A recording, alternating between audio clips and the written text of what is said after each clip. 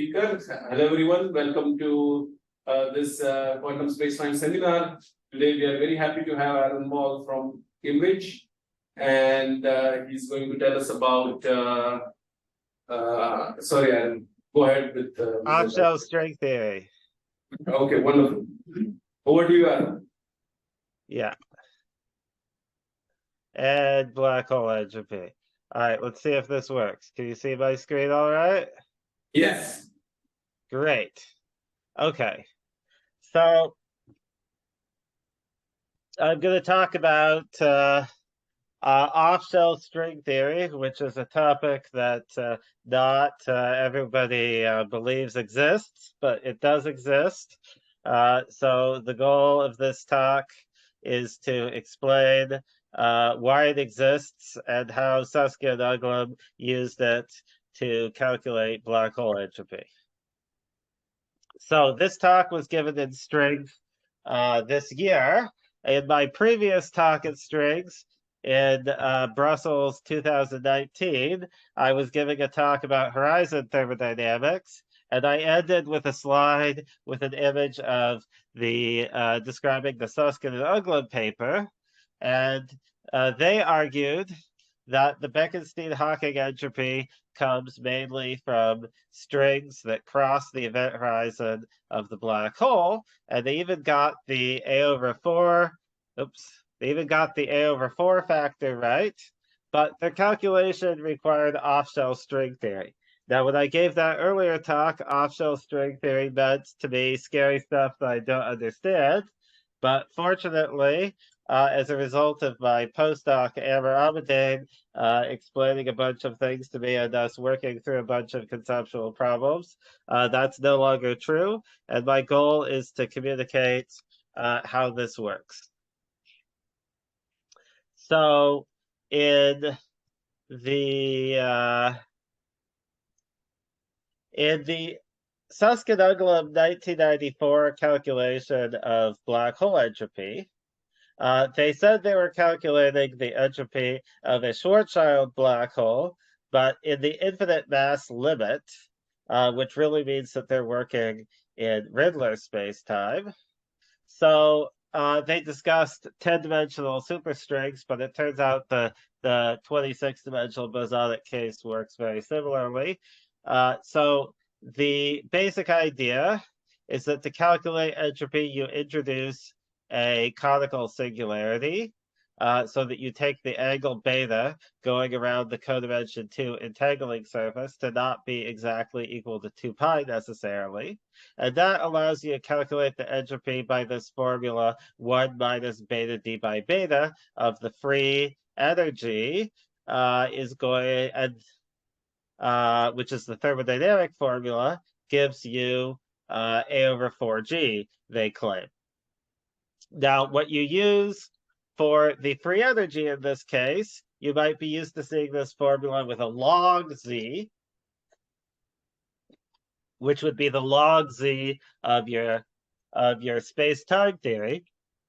In this case, the space-time theory is a string theory. So you have a path integral over a bunch of worldsheets. And if you can have any number n of worldsheets, that's the exponential of the connected diagram, which is a single worldsheet. And what that tells you is the partition function of a single worldsheet. In this case, they were looking at the sphere diagram, gives you minus the target space action of string theory. Now, in order to make sense of this, though, you have to be able to take string theory off-shell because the Einstein equation is violated at the location of this conical singularity, which means that the worldsheet of this theory becomes a QFT instead of a CFT, and things get more confusing. Now, this paper has a very strange history. It was enormously widely cited for other reasons, but the vast majority of the community didn't understand this key argument from off-shell string theory. And that was partly because the substantive string theory content was basically all implicitly under the hood. They made one citation to Tseytlin to get a key equation, and all of the actual stuff about off-shell string theory is implicit. So the a picture of the story is this. Susskind-Uglum is like the tip of the iceberg, and Tzehtlin's off-shell string theory formalism is what's actually the bulk of this calculation, and it's not visible in the Susskind-Uglum paper. You have to go back and look at all these references by Tseytlin to understand it. So that's what I want to explain. All right. So I have a question. Yes.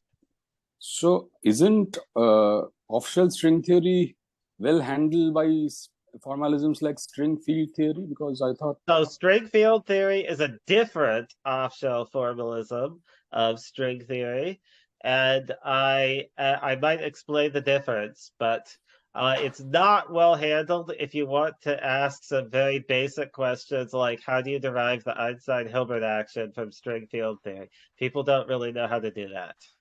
I see. Okay. Like if you just want the leading order quadratic piece. So so these are complementary formalisms. You can in fact pass between one and the other, but in a way that's somewhat awkward, as I may explain later. I think for purposes of applications, the thing to know is that in string field theory, hard problems are possible, but easy problems are impossible. And in Tzetlin's formalism, it's the other way around. That easy things are easy and hard things are hard.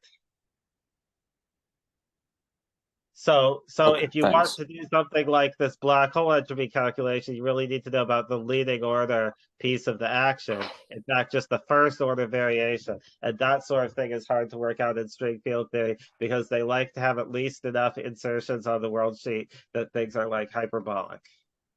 Yes. Okay. All right. So let's say, for example, that we want to derive the classical string action from string theory. So the leading order classical bosonic closed string theory action, if you look at Polchinski or something, you see that it has this generalized volume term with a factor of the volume and e to the minus 2 phi, where phi is the dilaton. And then assuming that we cancel, we're in the critical dimension, we have a bunch of two derivative terms as the leading order terms that involve propagators of the dilaton field and the metric. There's the Einstein-Hilbert term and the two-form field, and then there's alpha prime correction.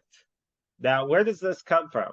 In the standard approach to string theory that you might read about in Polchinski, what you calculate directly is the beta functions, and these are the equations of motion.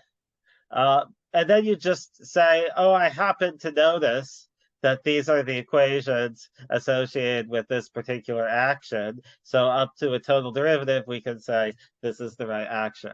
But this is very backwards from the way we usually think about things in field theory. Usually we think of the action as being the fundamental thing, and the equations of motion come from that. So you might hope that there's a way of directly getting the action from the worldsheet.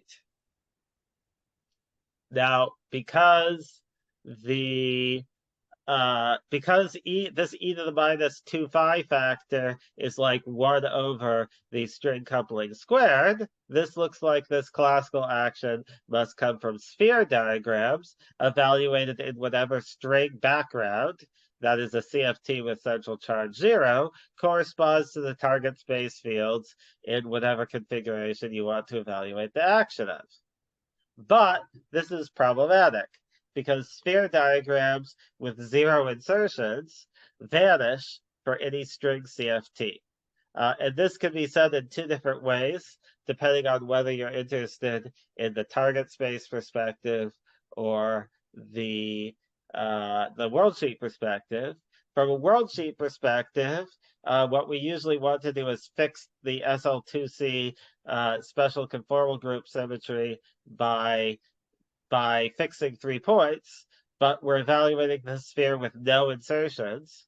And so there's no 3 points to fix. So you get an infinite factor, and naively, that's 1 over infinity or 0. What is the interpretation of the bare sphere, this thing without any insertions? Because the action would involve fields which would need insertions on the sphere, right? You're thinking in a different way.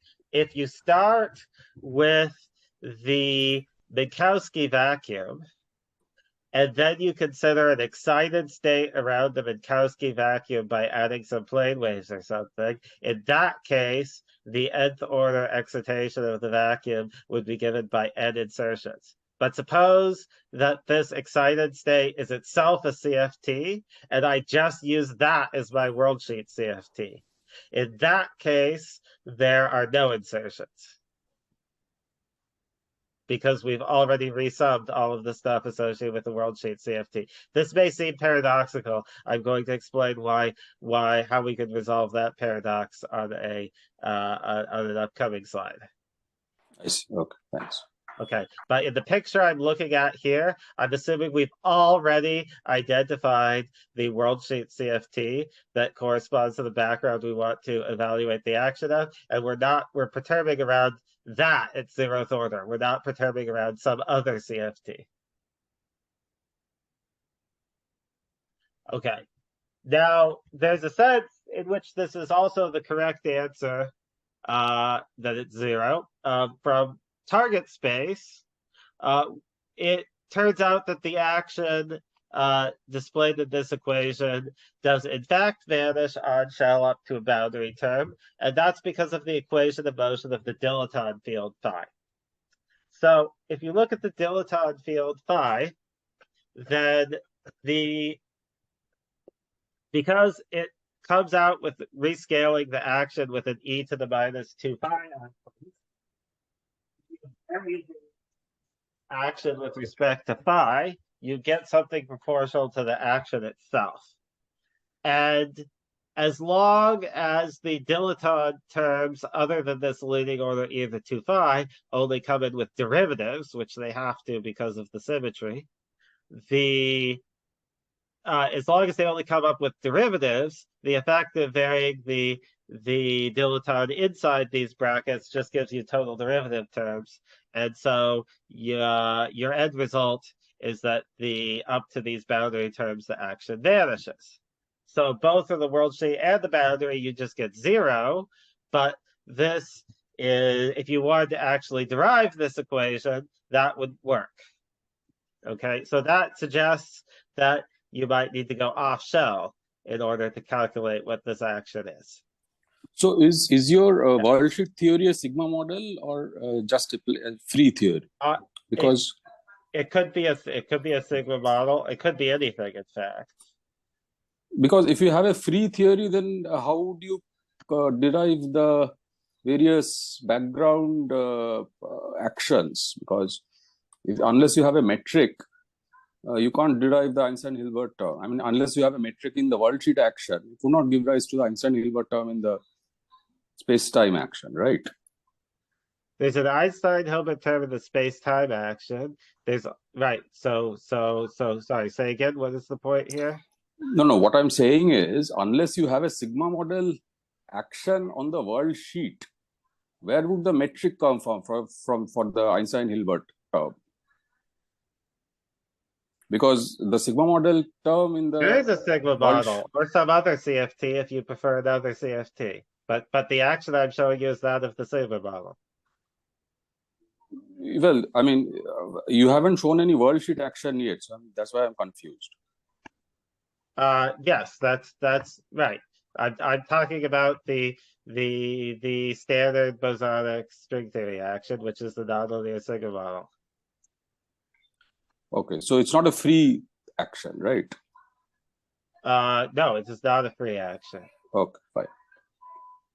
Unless, of course, the value of all these fields is zero except the metric, which is Minkowski. In that case, it's free, but then you would not be surprised for the action to be zero in that case. No, you said that there are no insertions, but you can always treat a sigma model the sigma model background as a perturbation on the flat background and treat I know, the perturbations but as. I'll get to explaining that. But what I wanted to do on this slide was to treat the nonlinear sigma model at a fixed point, so that it's on shell. That's just some CFT, and then I take that as my worldsheet CFT. Okay. So you thought of it that way. Thought of it that way.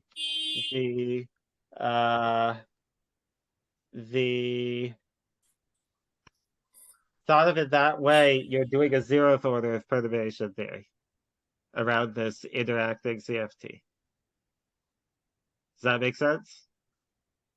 Yeah, but what I was saying was that a sigma model term itself can be looked upon as a perturbation on the flat. I know. I'm not saying you can't do theory. that. In fact, I'm about to say what happens if you do that.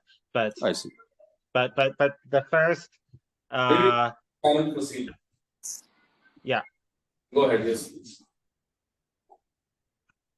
Okay. So right. So this is the next slide. So why then is there a tree level S matrix? As we all know, the tree level S matrix does not vanish when we perturb around the CFT. And this is probably what you're thinking of. This is easy enough to see in the usual formalism, where we insert vertex operators and fix 3 points. But suppose we want to make contact with the previous formalism, and we think of each external line in this S matrix as coming from a small amplitude coherent wave that in target space is proportional to e to the I p moon x mu, with positive and negative frequencies corresponding to whether these things are ingoing particles or outgoing particles. And suppose that we evaluate the contribution to the effective action in this new background. In that case, we would be able to extract S matrix elements from products of fields. Now, I just told you that on a CFT, the sphere partition function vanishes up to a boundary term, and so on the sphere background there's 0 insertions, and yet it's equivalent to this tree scattering where there are more than 3 insertions, and so we get a non-zero answer. So how is that consistent? Well, I have 2 different answers to this question, and I believe they're consistent in the sense that they give the same S matrix amplitude, but they're sort of 2 different pictures for why. So the first picture is that the new background is actually off shell, which means that the action doesn't vanish. So in general, if I take the product of n coherent plane waves on the Minkowski background, because there are nonlinear terms of the beta function, those nonlinear terms mean that if I just directly superpose all of these plane waves at nth order, it's not actually on shell anymore. In other words, the n string amplitude arises because any n-1 plane waves introduce an order fields to the n-1 beta function in whatever field corresponds to the nth plane wave. Thought of in that sense, the S matrix is actually a slightly off-shell construction in the sense that even though the external lines obey the mass shell equation, the beta functions are not quite equal to 0, and that's what it's evaluating. Now, you don't have to think of it that way. There's another way to think about this S matrix element, and that is having done this combination of plane waves, you could then slightly adjust your background. It's very close to a CFT, and you could slightly adjust your fields in order to compensate for that beta function. And that would ensure that you're on an on-shell CFT background. But if you do that, as I'm going to explain, the tails of your adjustment fall off sufficiently slowly in the infrared that you actually have to worry about boundary terms appearing in the on-shell action. So we have two pictures. In one picture, the fact that the tree level S matrix is non-zero corresponds to beta functions because you're evaluating something off shell. In the second picture, it corresponds to boundary terms. How do we know that these give the right answer? Well, we don't actually need to know how to calculate these boundary terms to know that it will give the same answer, because by the Euler-Lagrange equations, any first-order perturbation to an on-shell solution doesn't change your effective action to first order. So since picture 2 is on-shell and picture 1 differs from it by a first-order perturbation, then they must give the same answer, this off-shell and on-shell picture. Let me explain why there exist these long tails in an on-shell scattering process. So recall first the elementary point that the dimension of an operator in string theory, i.e. the dimension that if you take 2 minus that, it's proportional to its linear beta function, is going to be related to the mass shell condition by delta minus 2 is proportional to the momentum squared plus the mass squared.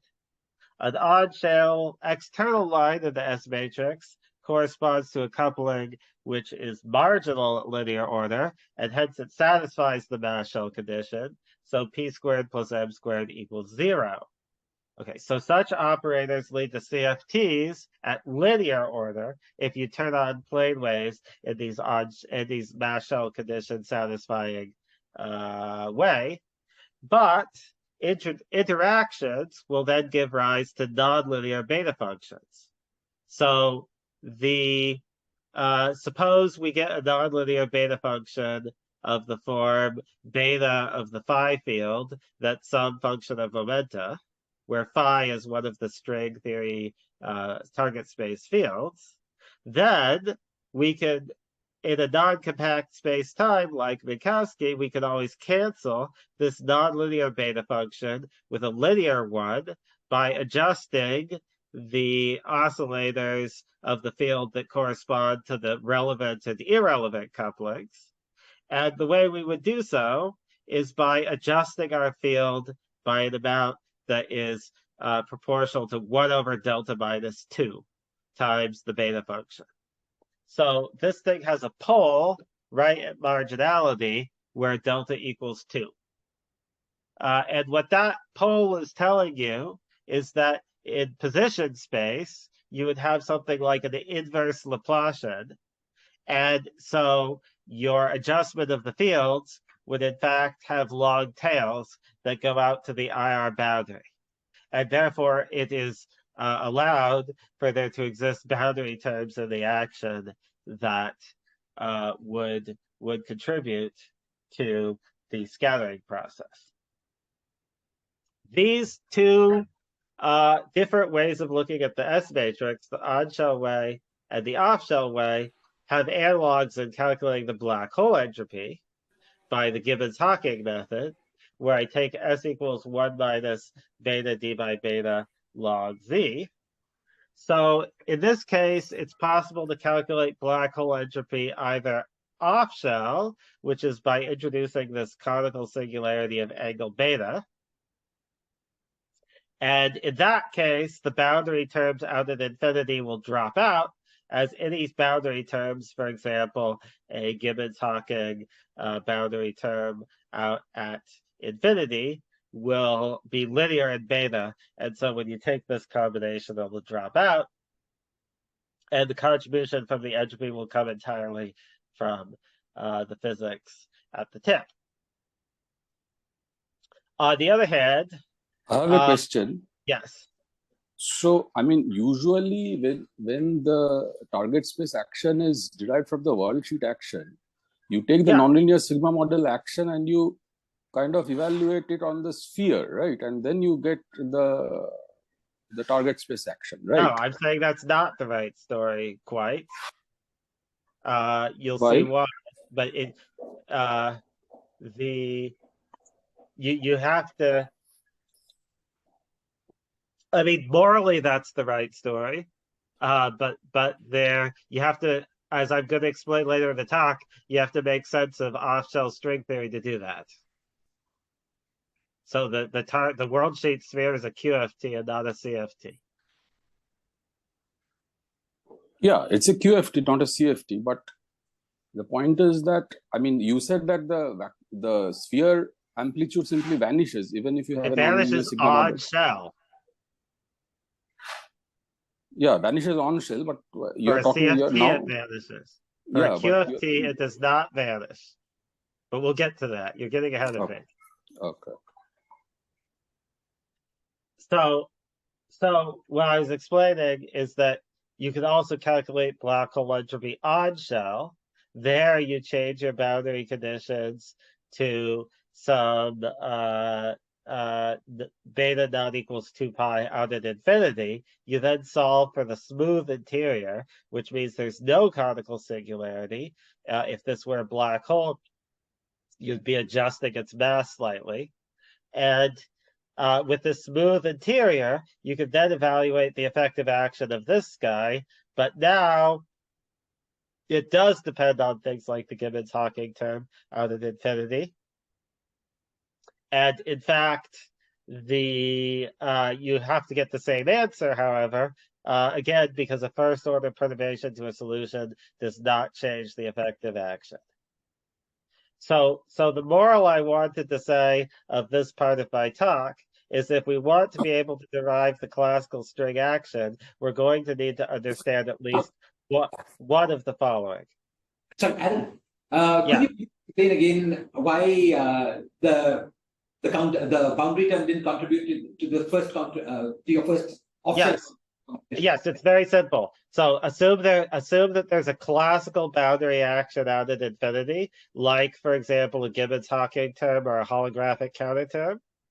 Yes. Any such term because there's a U1 symmetry around here, any such term is just proportional to beta.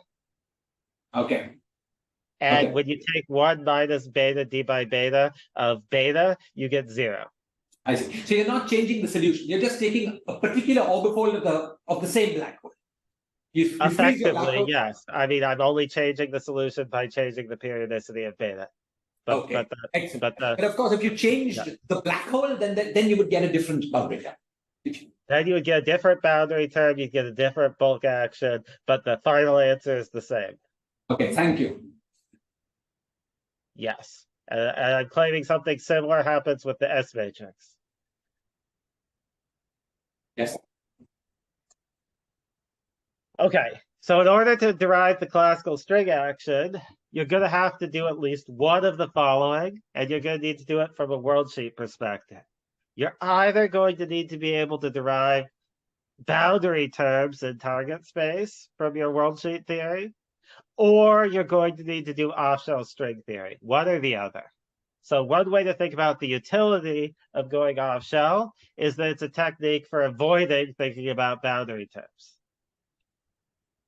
So what I want to do in the rest of this talk is to explain how it is you can take string theory off-shell by using Tseйтlin's nonlinear sigma model formalism, which Amr and I explained, justified, and extended in these 2 papers.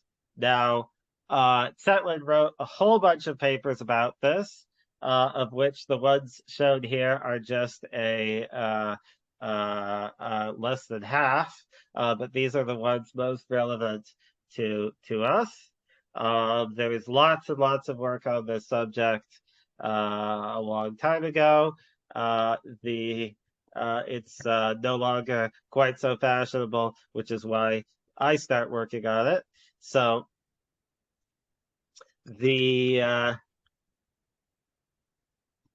all right. so let's jump in.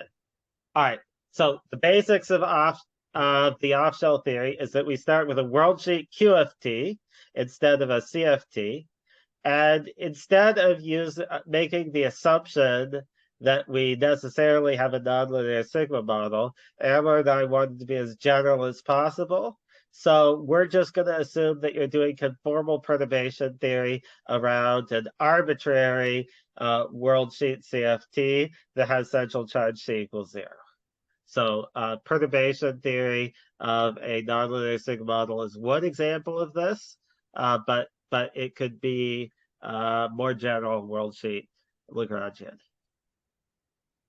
Now, your perturbation to your worldsheet Lagrangian is always going to be required to be scalars by worldsheet Lorentz invariants, but because we're going off-shell, they no longer have to be marginal, so we'll allow delta not equals to 2, and they don't even have to transform as primaries under a vowel transformation, which for us effectively is going to mean that we're going to allow couplings to the 2D Ricci scalar that looks sort of dilettantic.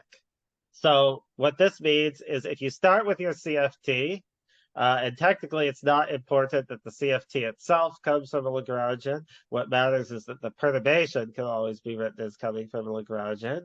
So I'm going to have a sum that I is like a Zemeljakov index that sums over coupling constants. So the terms of the action, the primary ones, are going to be some target space field, and that has a raised index contracted with a primary, the corresponding primary operator, and that has a lowered index. So we're also going to allow these dilettantic modes that are coefficients that are primary times the Ricci scalar. Now this epsilon here is the UV cutoff, and we're introduced, for example, it could be a proper distance cutoff on the sphere, which prevents two operator insertions from coming arbitrarily close to each other. The only reason we're including it in the Lagrangian at this step is to ensure that the only coupling constants that appear in this Lagrangian are that the only dimensionful coupling is epsilon itself. That turns out to be to make the later formulae simpler. So epsilon to the power of delta I minus 2 is what you need to make this term dimensionally correct. And then delta Ri, that just means delta I plus the 2 to correspond to the Ricci scalar. Can you give an example of the primary operators? What do you exactly mean by mean primary in the sense of a CFT. So for example, if it were the async model, then there would be 3 of them. No, for instance, if you have this, if the propagating target space mode is a dilatant, what would be the corresponding primary operator be? Right. So the dilaton is a little bit confusing, but because if you have a propagating plane wave dilaton, then that involves perturbing both the phi field, the dilaton phi field, and the metric. And the combination of the dilaton and the metric that propagates actually corresponds to a primary. So what would it look like? It could, for example, be a mass shell condition satisfying plane wave of the dilaton with also has a scalar mode of the metric that oscillates along with it, like just the standard thing. Okay. So what's happening here, and it's a rather subtle point, but if you work out the transformation properties of the of the derivative x term in your nonlinear sigma model, there's actually a conformal anomaly in the part that corresponds to square root of g, that makes it so that the derivative x term has a piece that if you do a conformal transformation that changes the Ricci tensor, that it actually changes the value of this thing. So there's already a piece that implicitly scales like the Ricci scalar that's in just the metric part of string theory. And the reason we have to introduce the dilettante field is to cancel that out and get primaries. Okay. It's easier to see if you integrate it by parts and think of it as an x Laplacian x term. That it's just the sort of Ricci scalar term in the heat kernel coefficient of the Laplacian. And the integral, the total derivative doesn't have this anomaly. So what I'm doing in running this in conformal perturbation theory is I'm taking a somewhat different basis than the one we would normally take in the nonlinear sigma model. So the primaries can include stuff that depends on the dilettante because of this implicit dependence of the metric terms also on the Ricci scalar. And whereas the second term is the piece that's a sort of like non-propagating field in the action. That's the other linear combination of the dilettante and the metric that's not the primary. Okay, and this is discussed in Polchinski, even though nobody knows about it. Okay, so so one thing that I did not put in this Lagrangian is I didn't put descendant terms. So the L-1 descendants are just total derivatives. So those correspond to pure gauge. So you can leave them out for that reason. The L-2 descendants, you could, for example, get a term in the action by starting with a primary and hitting it. If you start with a primary scalar, you can hit it with like L-2, L bar -2, but that would give, in Euclidean signature, that always gives you a dimension that is at least delta equals 4, and that's going to turn out to be beyond our regime of validity of what we're doing anyway. So for that reason, we leave it out, and for the same reason, we leave out R² and higher terms. Okay. So we start with this general conformal perturbation expansion. Now, the subtle question here, the reason you might think this doesn't make sense, is the treatment of the Weil mode square root of G. Now, there's a story called non-critical string theory, where you take the Weil mode square root of G and you declare it to be a dynamical field in the worldsheet path integral. And that gives you non-critical string theory, which is equivalent to critical string theory in a linear dilettante background with one more dimension. Now, that is not what we want to do for defining off-shell string theory. And the reason it's not what we want to do is because it wouldn't lead to a continuous limit as we take the QFT back to a CFT. Because it would discontinuously change the number of degrees of freedom on the worldsheet. And we do not want to do that. So instead, we're going to do something that sounds bad, but turns out to be okay. The thing that sounds bad is we're going to fix the Weil factor arbitrarily without path integrating over it. It turns out this is okay because different values of the Weil frame square root G correspond to field redefinitions in target space. And so the different choices of Weil frame end up at the end of the day being physically equivalent to each other. We still have to gauge fix the 2D diffeomorphism symmetry. And it turns out if you do this, you get the same BC ghost sector that you get in the usual formalism. So that turns out to basically arise because of diffeomorphisms and not really anything having to do with the Weil frame. To see why it's okay to fix the Weil frame arbitrarily, it's helpful to first consider an arbitrary space-time action in target space that doesn't necessarily come from string theory. So suppose I just have some action that's some function of some fields. This X should be a capital X here.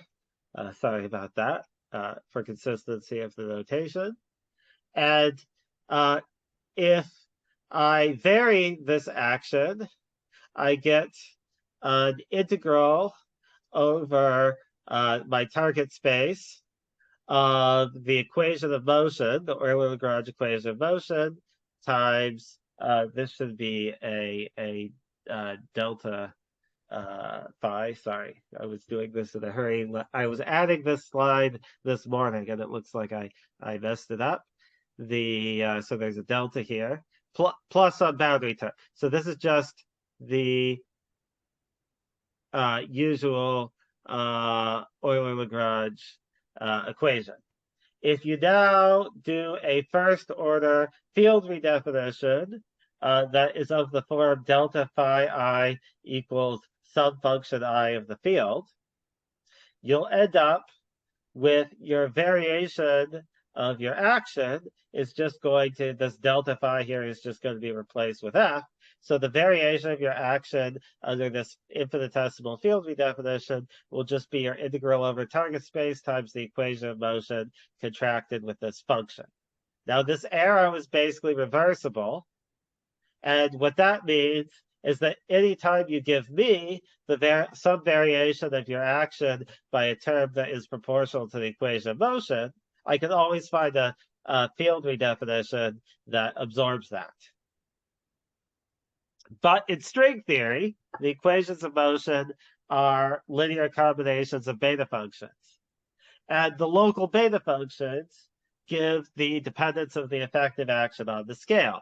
So if I differentiate my effective action of the worldsheet with respect to this vowel factor, I get something proportional to the expectation value of the trace of the stress tensor, which looks like a contraction of the beta functions with the expectation value of the dual operators.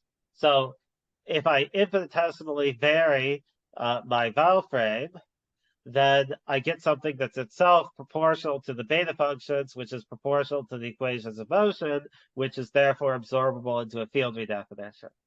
Hence, if you pick one vowel frame and I pick a different vowel frame, and we evolve by some path from your choice to my path, as we go along this path, we can relate my calculations to your calculations by just doing a target space field redefinition, which is just renormalization from the worldsheet perspective. So that's why this arbitrary seeming choice doesn't end up affecting the physics.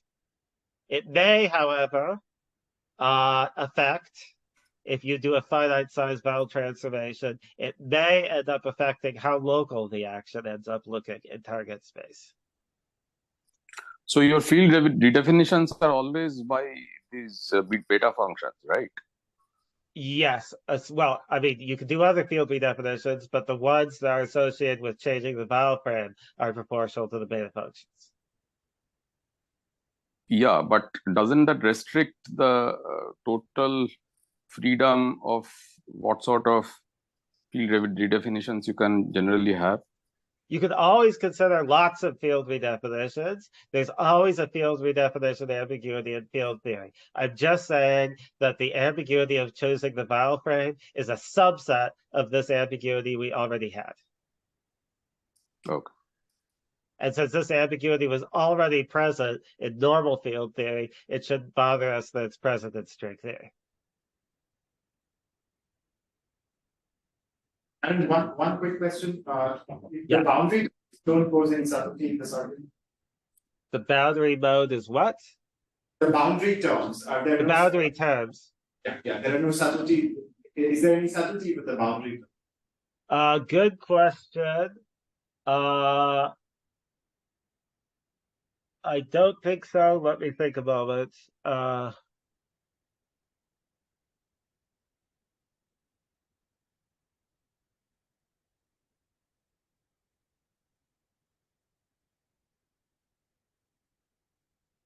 Well, it's important that these beta functions I have here are actually the beta functions of the local renormalization group, which could differ from the dilation beta functions by total derivative terms. So it could be connected to that. I think Omkar's question was in target space, boundary space, terms in target That's space. right. No, these are boundary terms on the worldsheet. Yeah. So is there a subtlety with boundary terms in target space? I think not, because the infinitesimal RG flow is local. Okay. So you have in mind a locally supported wildland. No. I mean, they happen arbitrarily close to the boundary, but it's the integral of something local. You could so the boundary terms. So there's a picture where you go back to the S matrix where things become arbitrarily delocalized. I'll have that on probably the next slide. Yeah. So as I said, we have a UV cutoff epsilon because the worldsheet theory is now a QFT and not a CFT. And this UV cutoff epsilon, conceptually speaking, as pointed out in another Susskind paper, strings wildly fluctuate. If you look at the ultraviolet on the worldsheet, then it corresponds to very large distance propagations in the IR in target space. Without some sort of UV cutoff, a given string worldsheet will actually fill all of space-time. So if I have a bunch of vertex operators on the worldsheet, my UV cutoff is going to prevent them from coming arbitrarily close together. By conformally transforming that, I can make it look like a cylinder, and then some blob where these cutoffs, these vertex operators are located at some fixed distance on this blob. As these things come together, it's like introducing a tube, and a UV cutoff epsilon is like saying that this tube can't have a proper length that's larger than about log of your UV cutoff. So in other words, a UV cutoff on the worldsheet is like an IR cutoff on target space propagators. Now, as I said, RG corresponds to a field redefinition of target space fields, and epsilon is the only dimensional parameter there is. So different values of epsilon are physically equivalent. And so we can adjust the value of local fields to account for coherent strings coming in from elsewhere. That's what renormalization is from a target space perspective. It says if you have a bunch of strings coming in from somewhere else, as long as they're coming in a coherent state, you can simply treat them as adjusting the value of your local fields. So this gives us actually multiple interesting regimes. Suppose we take a unit sphere partition function, and then we have to decide how big the UV cutoff epsilon is relative to the radius of our sphere. If log, so let's pick it to be a unit sphere for simplicity. If log epsilon is order unity, we're going to end up with an approximately local target space effective action. And by approximately local, I mean our distance is much larger than the string length. But as you take epsilon smaller to smaller, the strings propagate larger distances, and so your action becomes less and less local. And at the limit the epsilon goes to 0, you get the Euclidean S matrix picture, where strings propagated from infinitely far away, and everything goes back onto the mass shell. There's a different regime, which looks a little weird on the worldsheet, but if you take the log of the UV cutoff to go to I infinity, that, roughly speaking, is what you need to do with a suitable damping prescription to define the Lorentzian S matrix. And that gives us the Lorentzian S matrix with an I epsilon prescription. And here, this is a different epsilon, unfortunately, but there's a relationship between these two epsilons. So in our paper, we also explained how to get this Lorentzian S matrix. All right. I have a question. Yes. So when you are saying that the Lorentzian S matrix corresponds to something non-local, what exactly do you mean? Because S matrices, the theory that comes out of No, I S just matrix mean non-local. analysis. I just mean non-local, a non-local effective action in the most obvious, simple sense. I don't mean an action corresponding to a non-local theory. I mean the fact that the fields propagate at infinite distance in the S matrix. I see. So you don't mean a non-local action, just mean I don't S mean, matrix. well, I mean, it's just in the limit that epsilon goes to 0, you get a scattering amplitude. And this scattering amplitude, treated as a tree-level effective action in string theory, is certainly not the integral of a local thing. True. But I'm just confused about when you have log epsilon of order 1, you get a local target space action. Yes.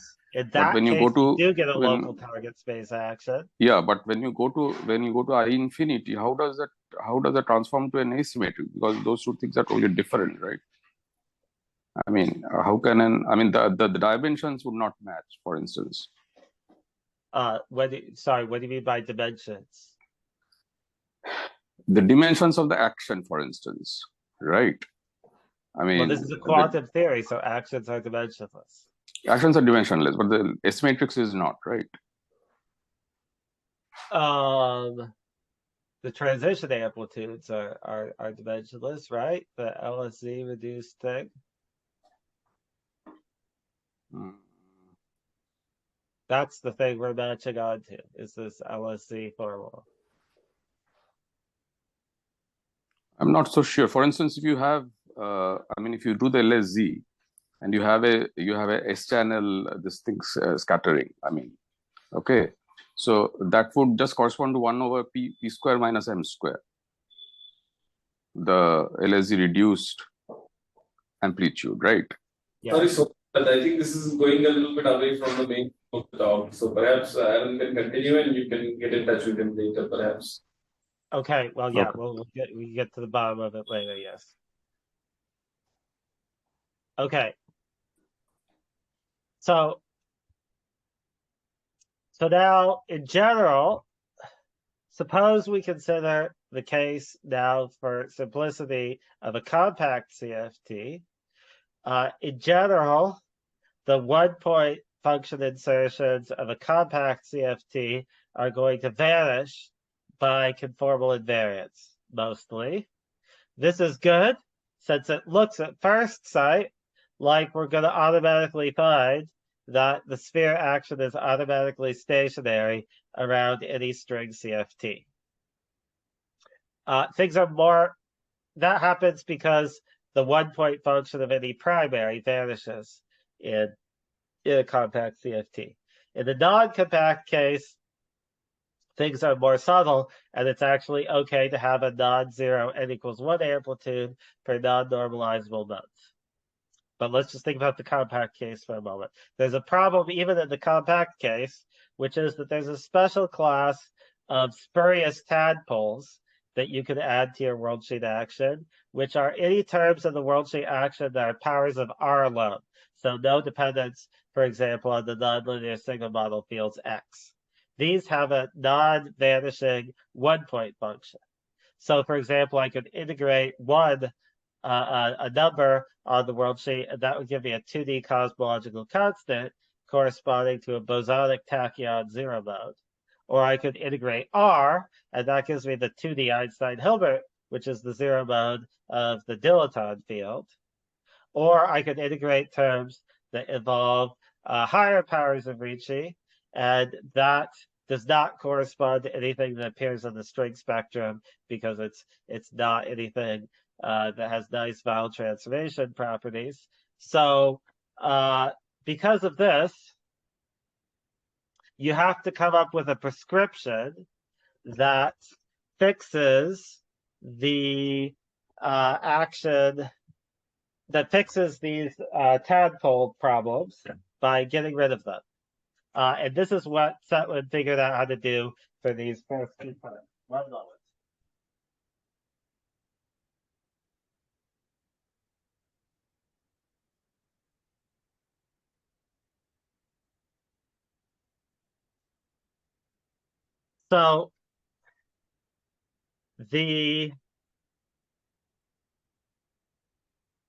So to eliminate these unwanted tadpoles, Tseytlin does a very strange thing. Instead of fixing 3 points, he instead differentiates the sphere QFT partition function with the vertex operators, and he differentiates it with respect to the log of the UV cutoff. So, in particular, you might be, instead of taking a formalism where we fix 3 of the points, he integrates over all endpoints, and then he does this derivative, which is morally like fixing 3 points on shell, but off shell it's still well defined. So the formula is this. The off-shell tree amplitude isn't directly the sphere QFT partition function with n insertions integrated. Instead, what you do is you take that, which we call k, and you differentiate it with respect to the log of the UV cutoff. If you do this prescription, it eliminates the spurious dilaton tadpole that appears if you add an Einstein-Hilbert term to the worldsheet.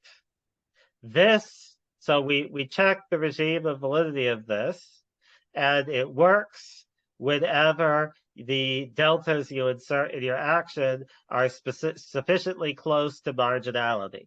So delta equals 2 is marginal. So what you can do is you can adjust in either direction to a relevant or irrelevant term as long as it's no larger, the difference is no longer larger than 2 over n, where n is the order you're working at in perturbation theory. So how close you have to be to marginal for this prescription to work gets close, the bound gets close, tighter and tighter the higher order in n you are at. And this happens for a very simple reason. These are just the dimensions of relevant or irrelevant operators you need to have an RG flow, a log divergence specifically, of either the cosmological constant, which has delta equals 0, or of this R squared term, which has delta equals 4. So as long as you stay close enough to delta equals 2 in a given order in n, you don't have to add these terms to your action. If you do have to add these terms to your action, this prescription isn't good enough. There's a better prescription, which was introduced by Tseytlin originally, although we analyzed it in much more detail, that also deals with the spurious bosonic tachyon tadpole corresponding to the cosmological constant. So that prescription involves taking the derivative by log epsilon and then adding a correction term that's the second derivative with respect to log epsilon. This is chosen in such a way that if you have a cosmological constant that scales like epsilon to the -2, then it cancels it out. If you do this, you could have an arbitrarily relevant term. In Euclidean signature, you'd always want to satisfy the unitary bound. So delta could be anywhere between 0 and 2, and it could also be slightly irrelevant. If it's sufficiently irrelevant that you have to add an R squared term to the action, that's something we don't know how to deal with. Although we're working with Alex Frankel to try to solve this problem now to get an even more general action that maybe works at all deltas. So these are very strange looking prescriptions. And we call them T1 and T2. And it's sort of a pun in some ways because it's either Tseytlin's first prescription and Tseytlin's second prescription, or it's something you can calculate by adding 1 trace of the stress tensor to your worldsheet or 2 traces of your stress tensor to the worldsheet. So that's the motivation for these names here. So you might say, why does this work?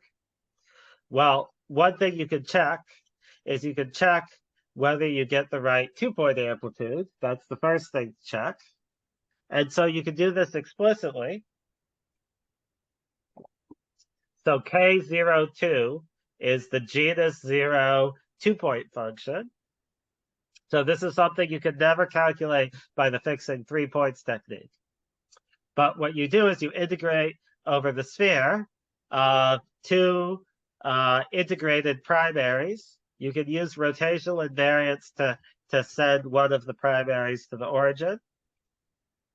Because this is no longer a CFT, it's actually important that you're integrating this on the S2 and not on the R2. So you have to actually use the sphere metric for purposes of thinking about the RG cutoff. And the expectation value of these two primaries, when you do the integral, it scales like 1 over 1 minus delta.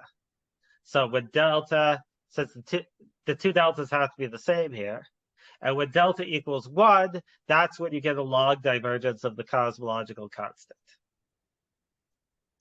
Just for the fact that there, the 2-point function scales like 1 over z minus z prime squared. Okay, but if you take this and you apply the T2 prescription, you end up getting that the amplitude scales like 2 minus delta. And that's exactly what you want for an action. It has a C function-like behavior in the sense that its sign depends on whether we did a relevant or an irrelevant deformation of our original CFT.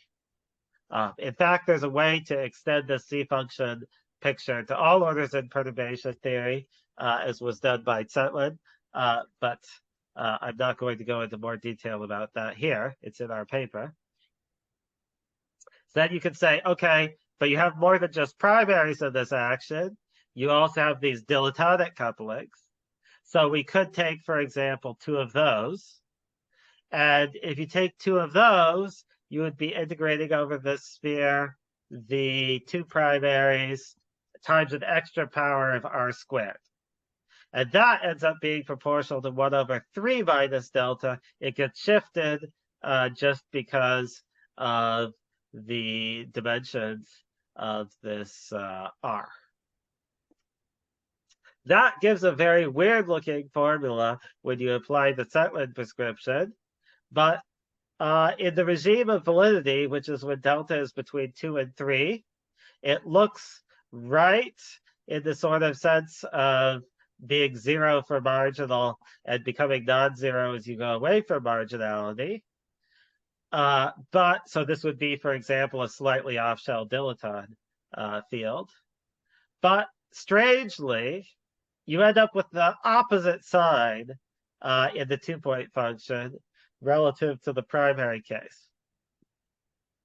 When you first get this, you might think there's some mistake, and this means that the prescription is no good for this sort of thing. But it turns out to actually be crucial for the consistency of the whole story, because the Euclidean action of GR has the so-called conformal mode problem that the square root of G modes, the conformal modes of the metric, have a negative norm relative to perturbations of the other fields. So it's just a fact that if you look at this action, any gravitational action that includes GR like this, that there's a mode of the Euclidean action. There's a scalar mode of the Euclidean action that has the wrong side looking coupling. So if you in order to have any hope of recovering the low energy gravitational action, it had to be the case that there is a way to get 2-point functions that have the opposite sign that you get for primaries. And that happens because of these non-primary terms in the action, because of these terms right here. I'm confused about something. Yes. Like, I mean, usually the cosmological constant is derived from the tadpole, right? But here you have a 2-point function. So oh, no, we already discussed the Oh,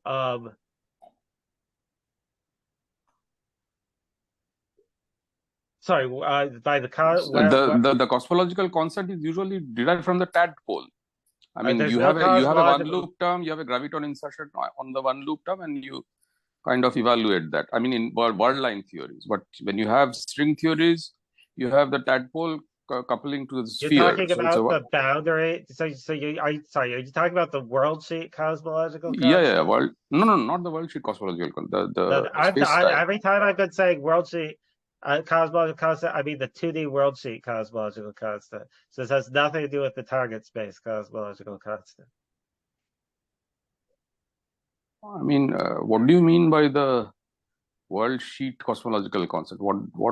What meaning does it have? If you have a non-conformally invariant action, then you have the ability to add a term to that action that's just proportional to the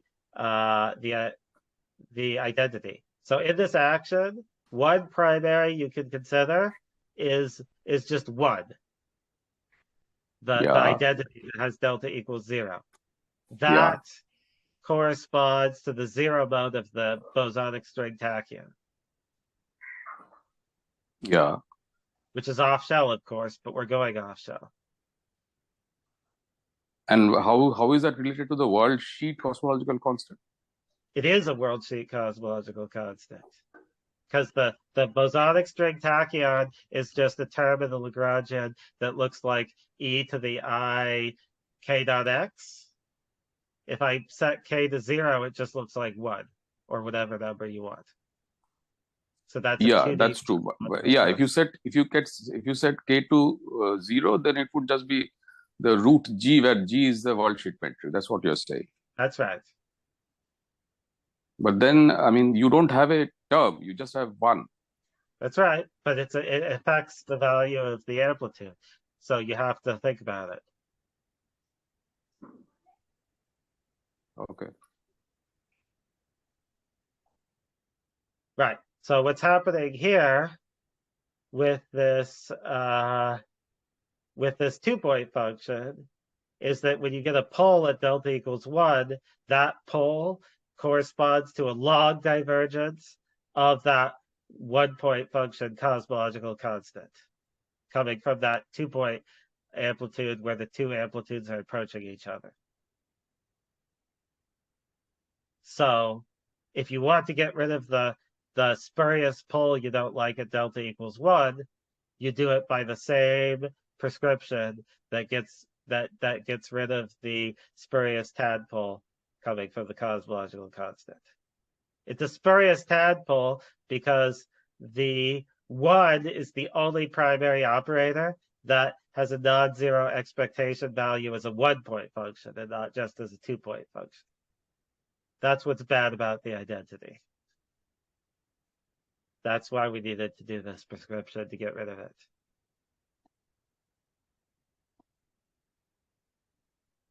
All right.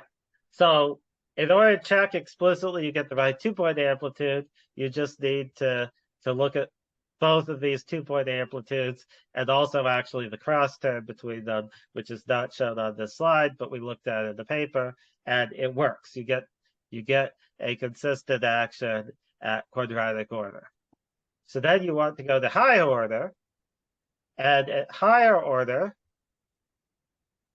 the goal is to show that we get a solution. We want to show that we get the right equations of motion from this off-shell amplitude. What do we mean by the right equations of motion?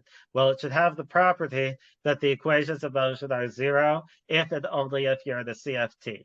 In other words, the beta function should vanish if and only if the equations of motion defined by varying this off-shell action are 0. This is the condition for our action being an acceptable action for string theory. So one of the things we showed in this paper is that this actually works to all orders in perturbation theory in N, and also all orders in perturbation alpha prime. This action is in fact acceptable as long as so first you can show it's acceptable as long as it works for marginal primaries, and then you can show it works for marginal primaries. So the reason that starting at 3 points, we can restrict attention to marginal primaries is the following. It comes from the fact that if you're interested in proving a statement about inequalities for in perturbation theory, you only care about whichever term is the leading order non-zero term. So imagine you start with a CFT and you perturb away from the CFT along some trajectory. As you go do perturbation theory in that trajectory, which needn't necessarily be a straight line in RG space, since that's not even field redefinition invariant. So if you perturb around the CFT in perturbation theory, you can ask what's the first order at which you get a non-zero beta function. And at that order, you want to check that you then get an equation of motion at that same order in n. Once you've gotten that right, you don't need to worry about higher orders in n, because any further effects of the perturbation expansion are subleading and can't mess up the statement that this is non-zero if and only if the other one is non-zero. Because of that reason, we only actually care about whatever's the leading non-zero order in n. Of course, what that value of n it is the leading order depends on exactly which trajectory you consider. But for generic marginal perturbations, you would expect it to happen at n equals 3 in the action, which corresponds to an n equals 2 order beta function and equation of motion. It also happens that we can restrict attention to marginal primaries.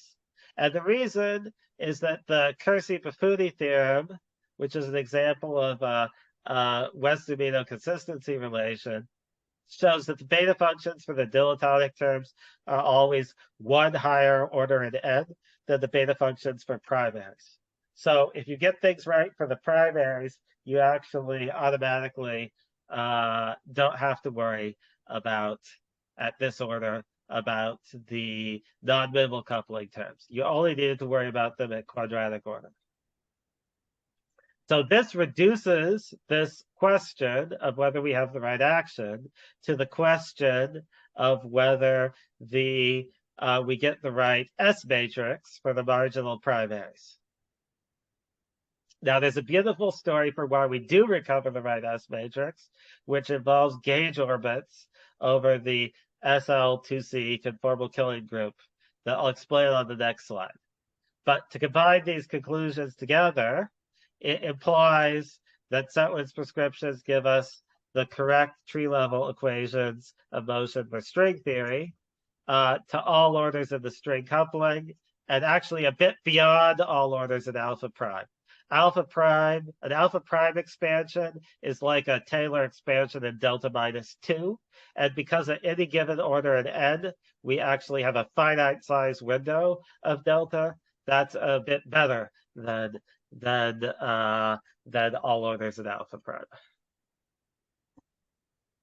All right, so now I want to explain why it is that we recover the right S matrix for 3 or more insertions. So consider a sphere that has n marginal primary vertex operators. By conformal symmetry, the contributions to this amplitude are SL2C invariant, and we want to quotient this out. In the usual odd-shell string theory, we do that by gauge fixing 3 of the points. Here, I want to show that this cutoff of epsilon is morally equivalent. So what we'll do is we'll integrate over all endpoints, and we forbid the vertex operators to come closer than some proper distance epsilon on the S2. So we could make disks of radius epsilon and not let the disks intersect so that they couldn't come closer than 2 epsilon. So what this does is it cuts off the size of the SL2C gauge orbit omega. And thus, because you've cut it off, it gives it a finite Haar volume. So see that there's always a cutoff. Note that if I scatter vertex operators in some arbitrary way on the sphere, if I do a large conformal boost, it will have the property of pushing the conformal operators to, say, the North Pole here. And having, if you push them far enough, eventually two of them will come within epsilon of each other, and that will cut off this integral. This happens no matter what direction the boost is oriented for n greater than or equal to 3, which is the case we're now interested in. And so that makes the volume of this SL2C have a finite Haar measure after it's regulated. Now, SL2C has an SU2 rotations piece, but that rotation piece is not particularly interesting because it preserves this cutoff. So that would only give rise to an overall multiplicative factor, which is not very important if we're only analyzing the sphere diagram. So what we're really interested in is the size of the SL2C quotiented out by SU2, which is three-dimensional hyperbolic space. So there's like a three-dimensional hyperbolic space of conformal frames, of SL2C frames. And you could actually sort of think of it a little like an ADS CFT, where the S2 lives on the boundary of the H3. Now, how big is this volume? For small UV cutoff epsilon, the volume of the gauge orbit can be calculated explicitly in an asymptotic expansion. And you get the following expansion. You get the volume of this gauge orbit. There's a leading order term that looks like epsilon to the -2, that looks sort of like a cosmological constant divergence on the worldsheet. There's a subleading divergence that goes like log epsilon that comes from like the Ricci scalar corrections to that divergence. And then you could have an order unity term, you could have order epsilon squared terms, and so on. So the coefficients A and B here, and the subleading ones, are all scheme dependent. And if you wanted to calculate, you might say, why don't I just divide by the volume of this gauge orbit? Well, you could, if you explicitly calculated all of these coefficients, but these coefficients, it would depend in an exceedingly complicated way on the value of n, and when n is greater than 3, it would also depend on all of the conformal cross ratios.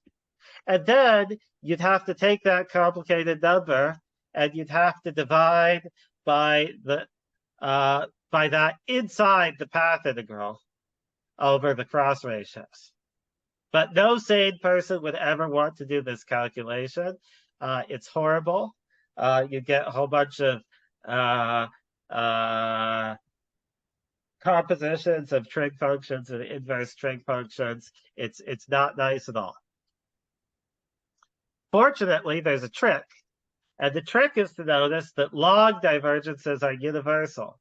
So the coefficient of this log divergence turns out to always be the same, regardless of n, and regardless of the conformal cross ratio.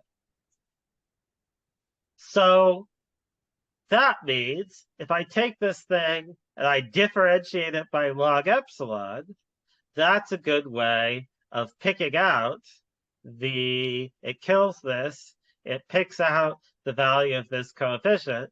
And since this coefficient is the same for every gauge orbit, picking out this coefficient by differentiating by log epsilon is exactly the same as simply quotienting out by the gauge orbit. But that's what we would do by fixing 3 points. So for that reason, this is the fundamental reason why the strange prescription here always gives the right S matrix. Now, There's a little subtlety here depending on whether we're doing T1 or T2. If we're doing T2 with the second derivative, it automatically kills cosmological constants, so this term goes away automatically. If you're doing T1, then when you differentiate by the log of the UV cutoff, you have to do this with the understanding that you're also going to throw out by hand the leading order power law divergences. Now, this turns out to be acceptable. It's a basic result of RG scheme theory that that always disturbs my graduate students, but turns out to be true, that if you just throw out power law divergences whenever you see them, this corresponds to a valid RG scheme. Indeed, there's a number of Sorry, RGs. I'm a bit confused.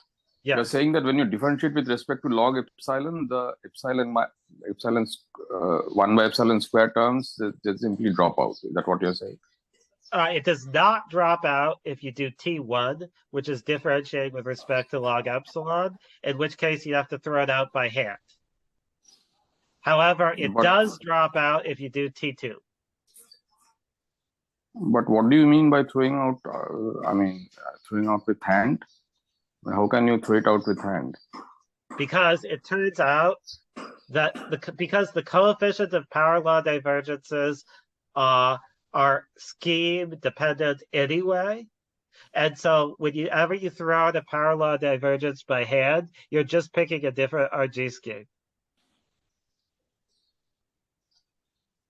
This turns out to be acceptable.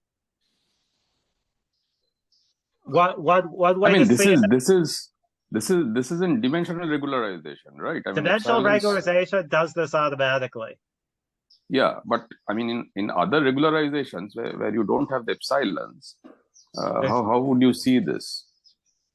Right. So there's two classes of RG schemes. There's the class where you automatically get rid of power law divergences, and there's the class where they show up. What I'm saying is if you happen to be using one of the class where it shows up and you throw it out, you're just using something else in the class where it automatically goes away. You're just defining a different RG scheme. Okay. So if you don't like that, you could just do T2, where because the epsilon to the -2 is like e to the -2 log epsilon. This particular combination kills it.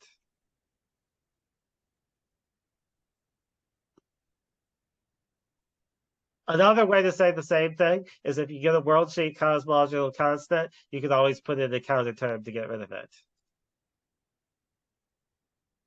Yeah, so there's actually a similar story for the open string disk.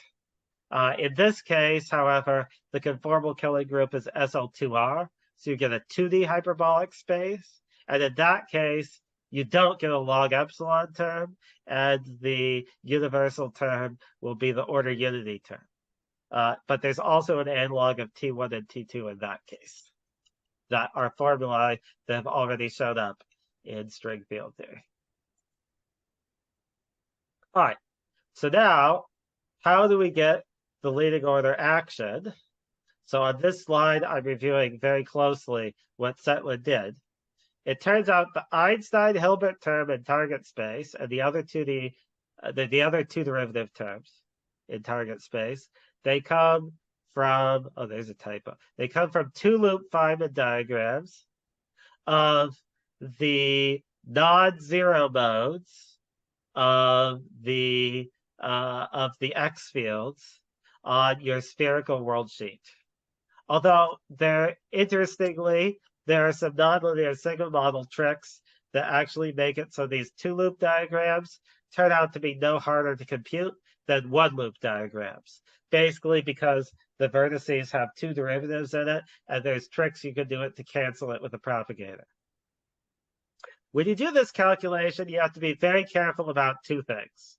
The first thing you have to be very careful about is measure factors in the path integral. The naive Feynman rules wouldn't give you a wouldn't give you a target space covariance measure factor. So you have to make sure your measure factor in your path integral is target space covariant. Basically, this stuff has to do with square root of G stuff in target space. The second thing that's very subtle is the separation between zero mode and non-zero modes.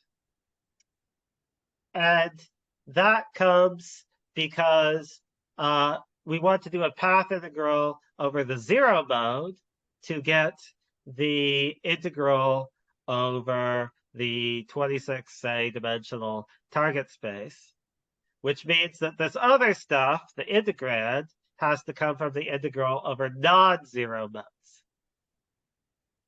As the integral over non-zero modes, that means that I would restrict to the non-zero spherical harmonics in these Feynman diagrams. But what I'm doing here in my zero mode would be the integral of x over the worldsheet, and that defines basically the position of the sphere by taking its average value over the sphere. And that, unfortunately, is not actually a target space invariant construction. If I take the average of my coordinates, that is not a diffeomorphism invariant construction. Fortunately, the correction to make it covariant turns out to be proportional to a total derivative in target space. And that can be seen from the fact that if I was doing this integral over some large region, it would only be the spheres near the boundary of that region where I would care whether they're inside or outside. So I'd get a boundary term only. So if you want to calculate that boundary term carefully, you'd have to do something like background field methods. But if you just want to get the target space action up to the boundary term and just throw out explicitly the non-covariant boundary term, then you can do it more easily. So that's what Tseytlin does and what we do. So then this generalized volume piece, the square root of G times e to the minus 2 phi, that is basically, you can pick an RG scheme that has the property where this is just the sphere partition function before doing the T1 or T2 prescription. Then when you do the T1 or T2 prescription, that involves introducing another beta function, basically the beta function of the dilaton. The dilaton with a piece for the metric.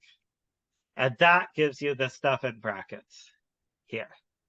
So if you want to know where does this Einstein-Hilbert term come from that led to the Susskind-Uglum black hole entropy, it came from differentiating with respect to log epsilon, an R log epsilon term. That came from these Feynman diagrams. And the Feynman diagram, the fact that this term was there, it actually ended up coming from the fact that when you do the sum over path integrals, the zero mode is missing because we pulled it out. So in this very subtle way of the zero modes on the sphere, that is what gives you this log divergence that gives rise to the target space Einstein-Hilbert term.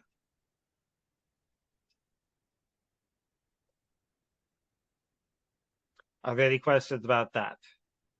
Yeah, I have a question. Like usually, in normal string theory, you get the R term, via by computing the beta function, right? The beta function. Yes. So I'll give you something like the Einstein equations of motion, and then you implies there's this term. And here you are saying that it will come from vacuum terms on the worldsheet, right?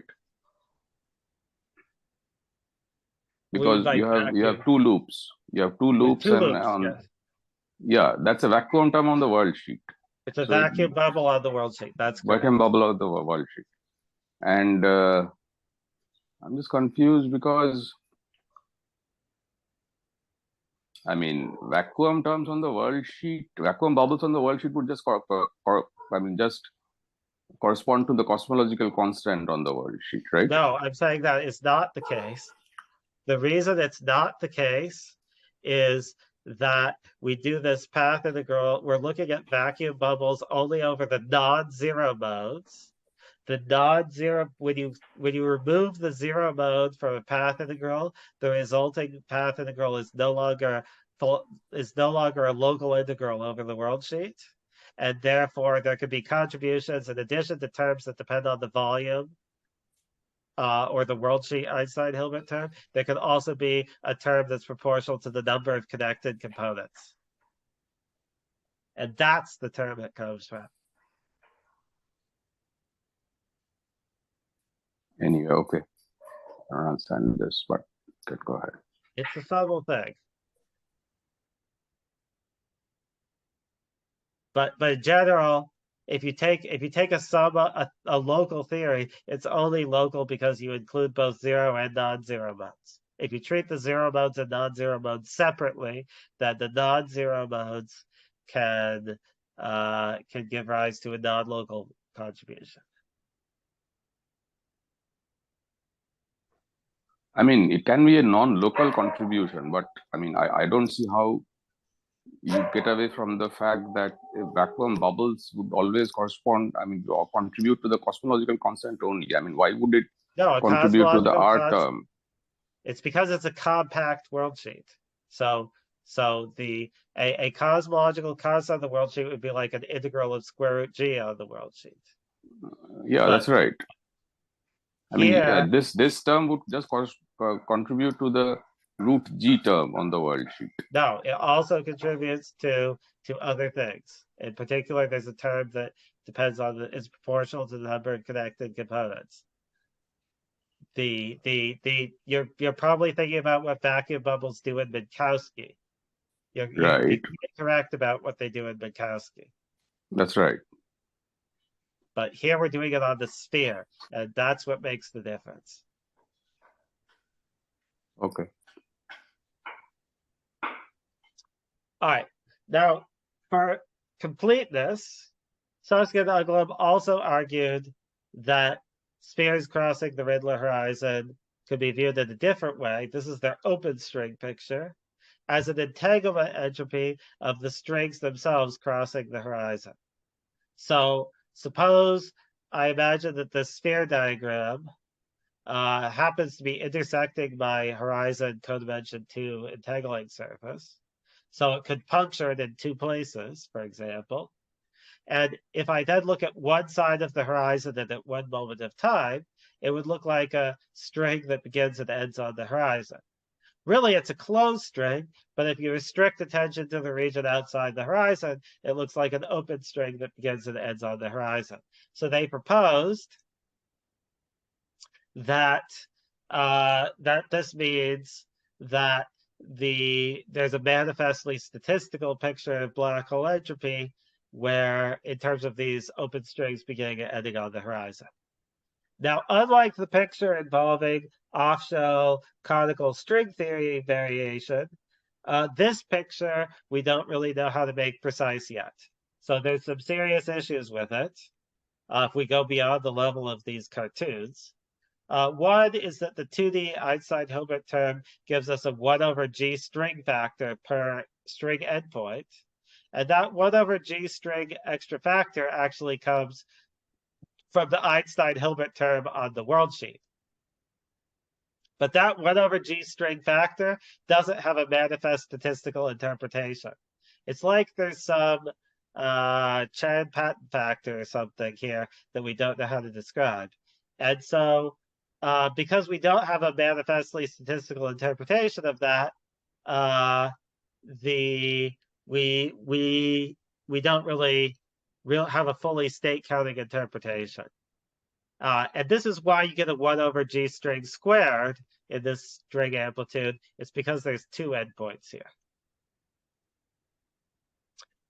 So it seems like, Susskind-Uglum claimed that string theory was an example of an induced theory of gravity, where the Einstein-Hilbert term, and hence the black hole entropy, comes entirely from integrating out world sheets. This is true as far as it goes, but because the worldsheet itself has an Einstein-Hilbert term, a 2D Einstein-Hilbert term, it turns out we will also somehow need to understand that in statistical terms, and Susskind-Uglum's paper doesn't explain how to do that. A second issue is that strings fluctuate wildly enough that in the absence of a UV cutoff, it's not actually true that it crosses 2 times or 4 times or 6 times only. It actually crosses infinitely many times, and that's extremely confusing. Finally, to make this picture precise, you need a precise description of what are the boundary conditions to include at the endpoint that have the property that if you integrate over these boundary conditions, it's equivalent to the closed string picture. And nobody has yet shown what these boundary conditions are. So this picture, unlike the picture where you have a conical singularity, this one is still very much up in the air. Another thing we did in this paper was we compared the Susskind-Uglum calculation to the orbifold method, in which you instead introduce an angle deficit produced by a Zn orbifold, which has opening angle beta equals 2 pi over n. Since this is an odd shell solution, this method actually gives no sphere contribution at any integer n, and therefore it also doesn't give one after analytic continuation. So we showed why this is different from the nonlinear sigma model code. It arises from considering twisted strings. So for example, suppose you have a Z3 orbifold. So there, your space would look like it has an angle 2 pi over 3. And you could have a closed string and a twisted sector, which would be periodic because this red point and this red point are identified with each other. These twisted sectors are introduced by doing the Z3 orbifold. What is not introduced by doing the Z3 orbifold is a pinching off process, where if I start with such a twisted string, it pinches off and disappears at the tip of this cone. If I had something like a smoothed off nonlinear sigma model tip, it's clear that strings could pinch off in this way.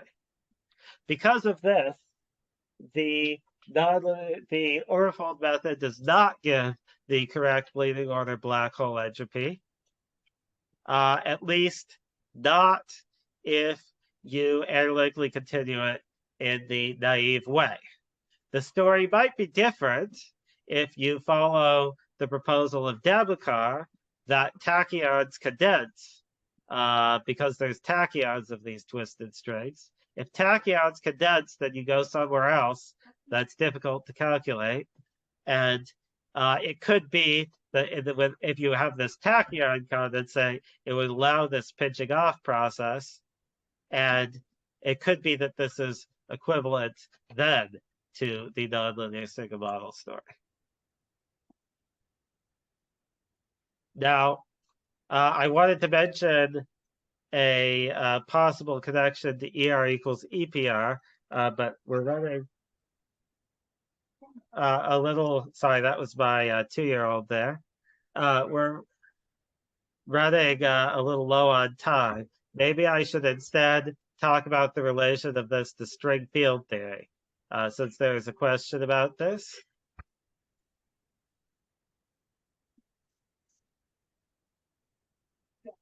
Sure, Aaron, you can proceed as you wish. Yeah.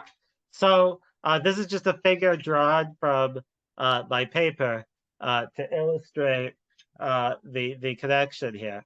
So suppose you have this sphere diagram with 4 vertex operator insertions, and we draw these hard disks around each of them. The insertions of the operators at Z1 through Z4 are not necessarily marginal. So the theory is not conformal there, but it's conformal everywhere you did not introduce an operator. And so you can therefore conformally transform this worldsheet to a picture that looks like cylinders branching out from each other. Can you take it upstairs? So if you do that, and if you then try to understand this in terms of string field theory vertices, what you'll notice is it looks a lot like a string field theory vertex, except we've glued on some propagators whose length depends on the conformal cross ratios here. And calculating precisely what these lengths are is depends in a rather holistic way on features of what's going on here on the sphere. So what we are not doing is integrating over the lengths of these things, the external lines, which means we get something that looks kind of like a truncated endpoint function that's like an endpoint function without external propagator lines, which is how it connects to LSZ. If the operators are marginal, we don't care about the length of these tubes along the edge. And so it doesn't matter what they are. But more generally, if the operators are not marginal, then it will matter. And so I believe the right story is that you could translate everything to string field theory, but the translation would involve gluing on propagators with a length that depends on log epsilon that you integrate over in certain ways depending on where these operators are, so that what the translation is not going to be is beautiful, but it's going to exist. All right, I have not worked through the details of this, but this is why I believe that at the end of the day, this formalism is going to be equivalent to string field theory, or how I believe it's going to be equivalent. All right, I think I should stop here and maybe take questions if there are any. Thank you so much for the beautiful talk, Aron. Let's all unmute and thank Aron once. Let me just ask the Zoom audience if there are any questions.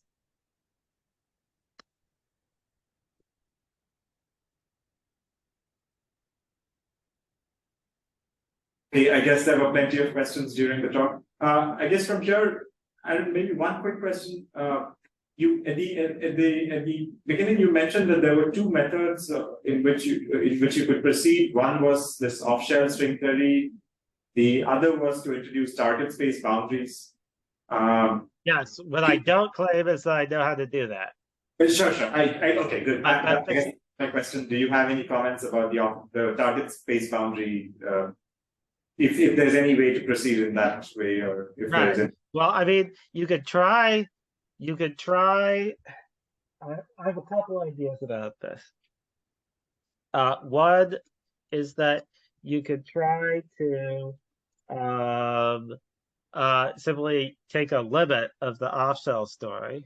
So you could try to take it so that you take you take some perturbation that is on-shell in some region, and then you use an off-shell.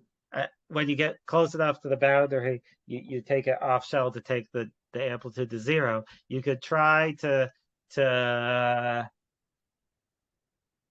use the equivalence to off-shell string theory to define the target space boundary test. But if you want to do things more directly, it's more difficult, because you might, for example, want to introduce something like Dirichlet boundary conditions for string fields, and that's difficult to understand from a worldsheet perspective. I don't believe anybody has successfully done that. I have some ideas of how to do that. The idea I have for how to do it involves you have to think carefully about renormalizing like tadpole divergences, because the trouble is that strings can have protrusions that cross your wall, and the effect of those protrusions is infinitely large. So a naive cutoff that just forbids the string to cross the wall will be too strong. It's gonna mess up physics on the other side of the wall. So But instead, what I would say is maybe you should allow the string to go to the other side of the boundary as long as it's just a tadpole and doesn't connect to anything else. And then you can say that's okay because it corresponds to introducing a coherent change of the boundary conditions on the wall itself. Okay. I see. Okay, so I'm still exploring this. Yeah. right. No, thank you. That answers my question. So since there were many questions during the talk, let's maybe thank Aron again for his beautiful talk.